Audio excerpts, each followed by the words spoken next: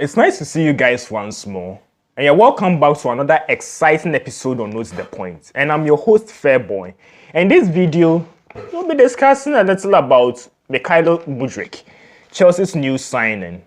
And I'll also talk about how Chelsea could strategize for this season so that we can at least finish in a respectable position on the table.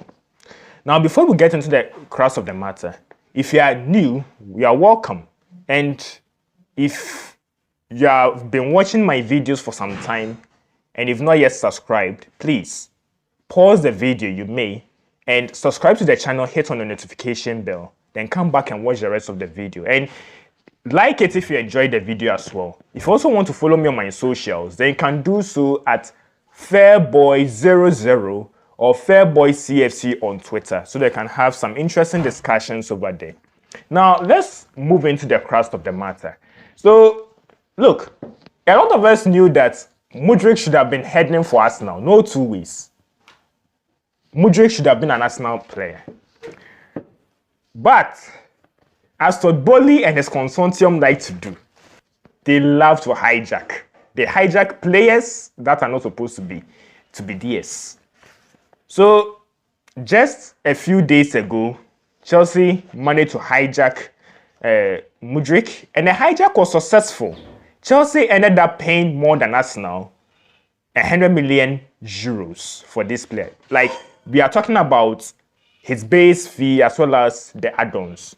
All of it combined will give us 100 million euros. So that's an astronomical sum of money, right? So you can imagine how much he'll be paid as a 22-year-old. That is kind of surprising, but we move on. He's going to be with us for 8 years. Notwithstanding how the contract terms are like, Mudryk is a fine player.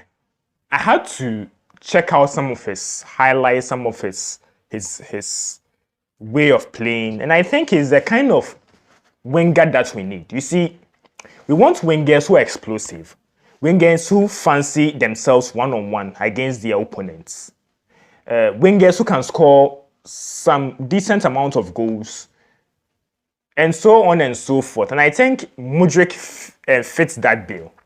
But you see, the issue that I'm having is Chelsea in this window is buying a lot of wingers. So already we have Christian Pulisic, we have Sterling. Yes, they are injured, but I would have to still add them. We have Hakim Ziyech, we have Omari Hutchinson. And we are adding Mykhailo Mudryk. We are adding a certain winger from PSV Eindhoven. So we are getting lots and lots of wingers.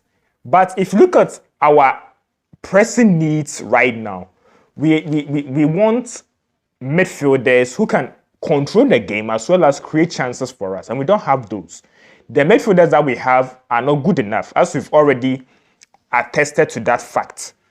And we also need a backup fullback, yes. And we don't have any of these, or we've not bought any of these profiles of players. So it means that as of now, we'd have to make do of the sort of right back that will be played, or the sort of midfielders that will be played. So right now, with Chelsea buying more wingers, how should we play? How should the team set up so that we can get the best out of these wingers that we have? You see, wingers are not necessarily creators as such. Wingers mostly thrive with space. The midfielders that we already have right now, they also thrive with space. So I think that if Chelsea would get the best out of these players, they would have to at least drop the line a bit. The high line, they should drop it a bit. If they are employing the high press, they should rather deploy the mid press. Compete in midfield rather, then play the ball in behind. I think that is the strength of the team. Chelsea should play according to the strengths of the players we have currently. Honestly. Okay, so if you look at the wingers that we have, and even the forwards, let's say if you take Kai Havertz out, we have Dashro Fofana. He's explosive, he's pacey. You have Aubameyang. He thrives off enormous space. So I think that if we want to score more goals, if we want to get or create as many chances as possible to score more goals. Then we should play in such a way that these players can get a whole lot of chances and fancy themselves scoring some goals. So my solution to this would be, in whatever game that we play, we don't want to be favorites in keeping the ball. We don't want to be dominating possession because we don't have the squad right now. I mean right now, the midfielders who are competent in doing so. We beg you guys, we beg Graham Potter, change that, okay? If he happens to remain here, he should please do that weekend. You have your philosophy, yes, but put that one aside and make do with what you have, at least for now, okay? Until the summer when we can get certain players into the team. I know that the January window has not yet ended, but look, I'm not sure you're going to get any midfielder in this window. So for the wingers that we are buying into our team or into our club, I beg you, Graham Potter, play to their strengths so that they are going to give you the rewards you so desire.